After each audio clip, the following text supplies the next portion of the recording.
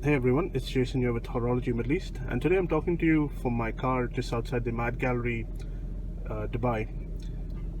I'm sitting in my car because it's still kind of hot and humid in Dubai, and the breeze that you can hear in the background, that's the AC in my car going, so I do apologize for that. But I wanted to kind of briefly talk to you about this watch. I put up a full story on Horology Middle East, and there'll be a hands-on in a day or two with macro pictures, so keep your eye open for that. But for now, I just want to talk to you a little bit about this piece. So the watch that you're looking at in front of you is called the MB&F HM8 CAN-AM. This watch basically pays tribute to the cars that participated in the CAN-AM races that were popular in the 60s, and I think pretty much wound up and disappeared rather in 1987, if I'm not mistaken. The whole idea with CAN-AM was, basically in the 60s, Formula One was still a very European sport, and there were a lot of rules and regulations. And the people on the west side of the Atlantic, basically, if they were, Americans or Canadians, they basically didn't take too lightly with this whole watered down sport, or what they thought was a watered down sport. So they came up with their own racing league, calling it the Can-Am Cup. And the cars that participated in the Can-Am races were a lot less watered down than the cars that you find in Formula One. So whereas Formula One kind of, the teams were given a lot of restrictions in terms of what they could do, and in terms of power output, I think the maximum was 600 horsepower. They were a lot more, let's say, brave with the Can-Am cars. So the cars could go up to as much as 1,000 horsepower, and you would also have, these pretty interesting designs. And I think the rules to basically participate in that race were that it have two seats, the body covered the wheels, and that it passed basic safety regulations. So it was quite easy to get cars going and race pretty much everything. So the watch that you see in front of you pays tribute to those cars. And right away, if you look at, you're looking at it from the top down, these two bars that you can see here, they're forged from titanium. In fact, there are two types of watches that are being launched. Both are not limited. This is the rose gold and titanium, but there's also a white gold and titanium. And these are basically roll bars.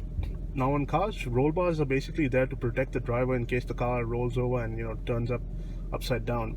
And obviously, if that happens, the driver's head is going to be sticking out of the cockpit. So most race cars, Formula One and the Can-Am cars, didn't have a roof or a windscreen. So the roll bars were the only thing that they were protecting the driver's head from injury. And in the same way, you've got these roll bars on this watch, and they protect the caliber and the sapphire crystal here. Speaking of which, the sapphire crystal, when I first looked at this watch, I thought it was just around the exposed bit of the caliber. In fact, the whole this whole top bit of the case here is actually sitting below the roll bar. It's all made from one piece of sapphire, and that's pretty impressive. MB&F has done a pretty good job with shaping the crystal, as well as with the treatment that they've done on it. So it's got anti-reflective, of course, but it does fantastic things with the light. I mean, just look at that. I'm just letting it take in a little bit of light, and it's just it does wonders. It's just, the mirror finish is beautiful, and when light hits it, it just goes insane. So that's a very beautiful, it's a very beautiful watch. Obviously, it's one of those watches that everyone's going to ask you about if you have it on your wrist. And as with some of the older HMs, namely the HM5, you read the time from here. There's a prism in there that basically reflects the information from the otherwise horizontal two discs that tell you the minutes and hours. So this is the reason you can see them like this, and this makes it basically a driving watch. You can have it on your wrist, and you can just see the time without rotating your wrist. It's right there in front of you. So it's a very functional thing. But the whole idea with this watch is basically paying tribute to the Can-Am race cars. So I talked a little bit about the roll bars. Here, of course, you can see the engine. This is actually the movement is they've positioned it inverted in an inverted style, so you can see the rotor on the top. Normally the rotor is obviously on the bottom of the movement, but here you can see it right in front of you. So that was a pretty clever move on MB&F's part.